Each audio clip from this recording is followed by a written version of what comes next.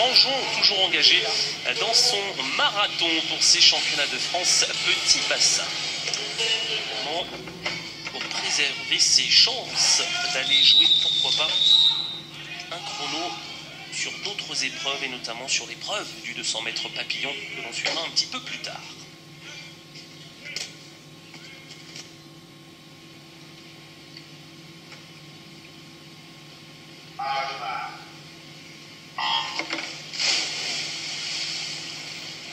Allez, on est parti pour 60 longueurs de bassin. Vous connaissez le principe désormais avec cette plus longue distance disputée dans les bassins.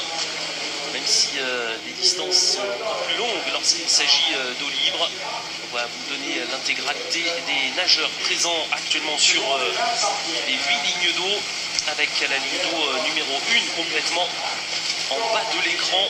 Antoine Gozdowski, ligne d'eau numéro 2 Damien Catin-Vidal, à la 3 Damien Joly, à la 4 Joris Bouchot. Ça va jouer certainement entre ces deux garçons-là pour aller chercher la victoire. Ligne d'eau 5 Axel Raymond, ligne d'eau 6 Nicolas Doriano, tout en haut de l'écran. Ligne d'eau 7 David Aubry et ligne d'eau 8 Benjamin Brantu. Alors juste revenir, alors que les garçons vont virer aux 100 mètres maintenant, revenir Roxana sur finalement cette absence de Jérémy Strabus, ce 1500 mètres nage libre était au programme de l'Amiénois sur ces championnats de France petit bassin. Il a déjà quand même beaucoup nagé dans des compétitions, dans des épreuves qui n'étaient pas forcément les siennes, pour la plupart d'ailleurs. Comment on peut expliquer son absence sur ce 1500 mètres? Est-ce que c'est en prévision du 200 papillon d'un petit peu plus tard? Sans doute qu'il veut jouer une carte ici sur 200 papillons, avec peut-être en ligne de mire un record de France. Il était ce matin à 3 secondes du record de France de Franck Esposito sur 200 mètres papillons. Le plus vieux record de France, encore un des nageurs de l'ancienne génération présent sur les tablettes. Qui peut-être serait effacé, pourrait être effacé par Jérémy Strabus, mais on verra cela d'ici une vingtaine de minutes. Et pourquoi il a abandonné le 1500? Parce qu'aux 800 mètres, finalement, ces deux garçons que vous voyez devant dans cette course, Damien Joly et Joris Bouchot, eh bien, ils lui ont mené la vie dure à partir de la deuxième partie de course. Et c'est finalement le seul titre qu'il aura perdu ici dans ces championnats de France, celui du 800 mètres. En tête jusqu'à mi-course, jusqu'au 400, grâce à des coulées formidables. Il a un petit peu mis la pagaille dans cette course, dans ce 800. Il a même dérouté un petit peu ses adversaires, même s'il leur a permis d'améliorer leur meilleure performance. Et là, il s'est dit, voilà, la fatigue arrivant, je vais peut-être me réserver, essayer de jouer peut-être ma carte sur 200 mètres. Et avec également cette distance, hein, le 800 mètres nage libre, ça a certainement pesé aussi dans les jambes. Voilà, et le but est peut-être de ne pas en faire trop non plus. Alain, que pensez-vous justement de cette absence finalement sur le 1500 mètres? Est-ce que c'est l'occasion de se préserver? Il a déjà quand même beaucoup nagé, surtout sur des distances très longues, Jérémy, cette semaine. Oui, il a nagé sur des distances très longues, des distances dont on n'a pas l'habitude de le voir. Il a volontairement fait forfait aux 100 mètres nage libre, justement pour faire d'autres épreuves, pour se changer un petit peu les idées, mais enchaîner deux courses d'un tel niveau quand même, sur 4 jours de compétition, c'est un gros travail, ça fait partie de son travail dans sa...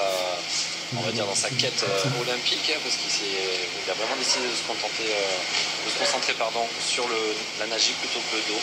Et c'est vrai que là, on voit actuellement dans l'eau les spécialistes de demi-fond avec Joris Bouchot qui lui a mené la vie dure hier, et également Damien Joly qui est vraiment en lice. Ça va être la grosse bagarre entre ces deux nageurs pour aller se qualifier aux Jeux Olympiques au mois d'avril prochain. Le temps de sélection est assez exigeant, je crois que c'est 14 minutes 55 si... 57, 14,57 et c'est abordable hein, pour Damien Joly qui a nagé à Kazan 14,58, il est seulement à 1 seconde de ce temps de qualification. Et pour ces deux garçons, eh bien cette course, contrairement peut-être à d'autres nageurs présents ici, ces deux courses comptent parce que ce sont des courses qui vont leur donner des repères. Si maintenant, en début de saison, ils arrivent à nager tout près de ce temps, moins de 15 minutes, eh bien ce sera une bonne indication pour le mois d'avril, pour Montpellier.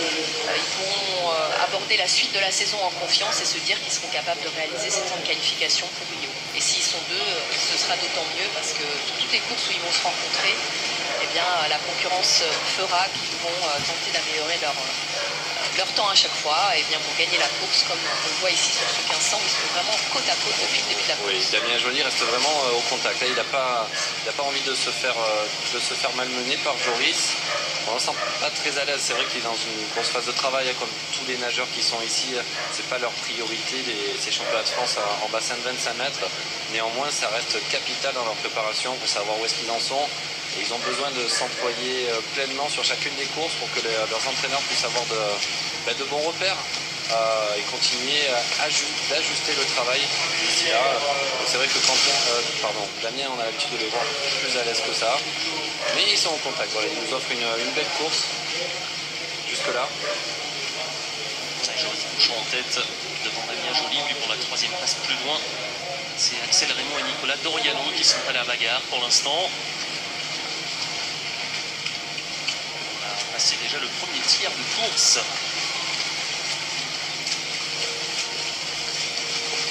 Axel Raymond, en 3e position également, un nageur d'eau libre. Et pour qui il est important aussi de réaliser des 1500 mètres parce que les critères de qualification non plus pour les Jeux puisqu'il n'est plus en lice actuellement. Lui c'est un nageur de 25 km. Cette course n'a pas lieu aux Jeux Olympiques pour le moment. Il n'y a que le 10 km qui est inscrit. Mais c'est lui qui a vraiment démarré les super résultats de la natation libre. Redémarré bien sûr puisqu'on a déjà été bon en France. Mais il a relancé cette discipline il y a maintenant 2 ans et avec un titre de champion d'Europe sur 25 km. Et pour ça, pour se qualifier, il faut être bon aussi aux 1500 mètres en bassin de course parce que c'est là aussi qu'on travaille le sprint final de ces courses en eau libre. Le dernier kilomètre, c'est là que les garçons commencent à s'arracher et qu'ils font l'équivalent du dernier 25 sur 100 mètres. Et eux, ça dure 1500 mètres en eau libre.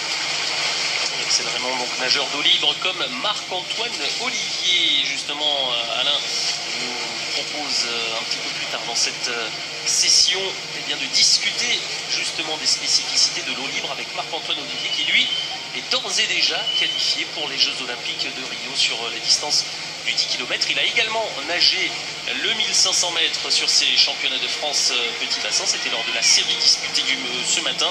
Il a fait un chrono de 15 minutes 24 secondes. Marc-Antoine Olivier. Alors justement, Marc-Antoine Olivier, je vous propose d'écouter une petite séquence de cet entretien livré plot à plot avec Alain Bernard. Ce sera à écouter un petit peu plus tard. Ça a été extrêmement vite cette accession au très haut niveau en natation en eau libre. Est-ce que ça aurait été beaucoup plus long en bassin? C'est sûr qu'en bassin, pour l'instant, j'ai pas d'expérience en équipe de France A. Je vais en avoir une cet hiver avec les championnats d'Europe en petit bassin en Israël. Donc j'espère que ça se déroulera aussi bien qu'en eau libre lors de ma première qualification. Antoine Olivier qui était à Kazan pour disputer les épreuves d'eau libre. Et là en bassin, ce sera donc la première. Et on suivra ça également sur Eurosport avec ces championnats d'Europe petit bassin. D'ici maintenant une petite semaine, un peu plus d'une dizaine de jours. Donc cet entretien Alain Borbassin en compagnie de Marc-Antoine Olivier, le qualifié olympique pour Rio 2016. Ce sera à suivre un petit peu plus tard dans cette session. Alain, Marc-Antoine Olivier, on a appris un petit peu sur l'eau libre quand même. Ça vous tente maintenant d'aller nager du 25 km? Non, quand même pas. Justement, j'allais rebondir là-dessus que en regardant nager la technique d'Axel Raymond à la ligne d'eau numéro 5, là, qui est en 3e position derrière les deux garçons sur ce 1500 nage libre, c'est vraiment une technique différente pour nager en eau libre. Ils sont obligés de lever la tête très souvent pour savoir s'ils sont dans la bonne direction. Il y a également des stratégies dont Marc-Antoine va nous parler dans l'entretien. Il y a souvent des alliances qui se font pour bloquer les nageurs, pour les éviter d'attaquer à un certain moment de la course ou volontairement les laisser nager devant, se fatiguer. C'est un peu comme être dans la roue du vélo pour ceux qui font du vélo, et s'économiser en étant derrière l'autre. Donc des stratégies complètement différentes en bassin, chacun a sa ligne d'eau et c'est une eau qui est plate entre guillemets comparée de l'eau en milieu naturel, en mer ou en lac. Il semblerait d'ailleurs que sous l'eau, parfois il se passe des choses pas très autorisées, les épreuves d'eau libre. C'est ce que j'ai entendu. Oui, Si vous le savez. Il y a la température aussi qui joue. En bassin, c'est toujours la même température. En attendant, ces deux garçons sont en train de faire un super 1500 mètres. Joli. Ils sont en avance sur le meilleur temps de Damien Joly. au temps de passage au 800. On va surveiller le 1000 mètres, mais en tout cas, voilà, Damien Joly qui a une meilleure performance à 14,40. Eh bien, il est en avance de 2 secondes sur son temps de passage tout à l'heure au 800 mètres. Autant vous dire que les relais qu'il se passe tous les 100 mètres, alors on voit pendant 100 mètres Joris Bouchot 50 cm devant, et puis Damien Joly reprendre la main. Il cède, comme a dit Alain tout à l'heure. Alors ils ne sont pas dans la vague, ils ne sont pas dans les battements de l'un de l'autre, mais en restant aux épaules, il y a quand même une petite énergie, une petite dynamique qui se crée, et on est emporté par l'autre. Et voilà, il se passe vraiment véritablement le relais tous les 100 mètres, et ça va leur permettre de grignoter des secondes pour, pourquoi pas, se rapprocher le plus possible de ce que Sébastien Rouault avait réalisé il y a maintenant 6 ans à Istanbul au championnat d'Europe. 14 minutes et 30 secondes, ce qui constitue le record de France. Et ils ne vont pas en être si loin que ça s'ils arrivent à mener cette course jusqu'au bout de cette manière-là. Allez, ils attaquent le dernier tiers de course maintenant, lancé dans les 500 derniers mètres. Joris Bouchot, Damien Joly, toujours côte à côte. J'ai l'impression qu'ils ont décidé de calculer leur nage. Alors, je ne sais pas si ça a été une précision qu'ils se sont donnée en chambre d'appel. Est-ce que ça peut exister, ça, justement, en chambre d'appel? Je dis de manière inconsciente, je pense qu'ils vont vraiment tous les deux jouer la carte de la qualification pour Rio cet hiver. Donc ils ont tout intérêt à céder et puis à vraiment se donner à fond à chaque fois et s'entraider, parce qu'il y a 2 places. Donc tous les deux ont à peu près le même niveau. Pour l'instant, Damien Joly a pris un peu d'avance avec les championnats du monde de Kazan, où il était un peu plus en forme que Joris. Et en ce début de saison, c'est Joris, on l'a vu sur le 800, qui a commencé à améliorer ses temps. Sur 800, il a descendu son temps de 4 secondes, alors que Damien Joly était un peu en retrait sur le 800. Mais là, je crois que sur le 1500, tous les deux, voilà, côte à côte, ils ont une belle carte à jouer. Il faut suivre le temps, là, 12,44, c'est le temps de passage de Damien Joly pour son meilleur temps au 1000 mètres. On verra tout à l'heure, 600 mètres, ce que ça donne. Ce qui est intéressant, c'est qu'ils ont 2 techniques de nage différentes quand même. Je ne pense pas que Damien soit avantagé en bassin de 25 mètres, parce qu'il nage beaucoup sur les jambes comparé à Joris Bouchot à côté de lui, qui repart sur son rythme de nage grâce à son braquet, comme on dit. Il emporte beaucoup d'eau à chaque mouvement et il arrive à retrouver son rythme plus facilement que Damien. On peut voir ça sur les images proposées par Xavier Lumuiter, les battements de jambes beaucoup plus fréquents de la part de Damien Joly par rapport à Joris Bouchot.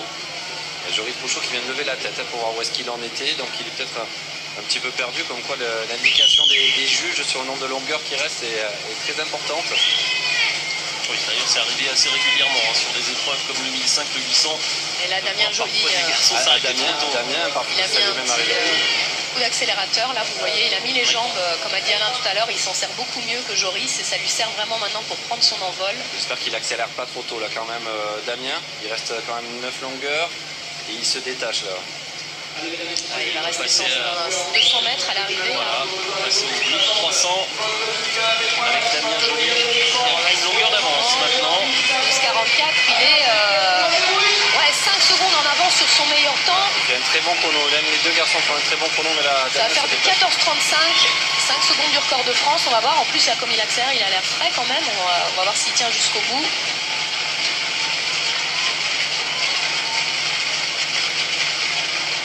La 3e place, Axel Raymond qui navigue à près de 20 secondes maintenant. Et si Joris arrive à suivre, ce sera aussi une superbe amélioration pour lui, sa meilleure performance lorsqu'il arrive 2e l'année dernière, 14,43.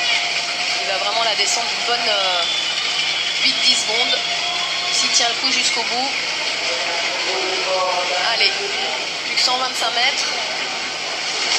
Il a l'air de tenir, Damien Joly, jusqu'à la fin. Pour l'instant, Joris Bouchot ne parvient pas à reprendre de terrain.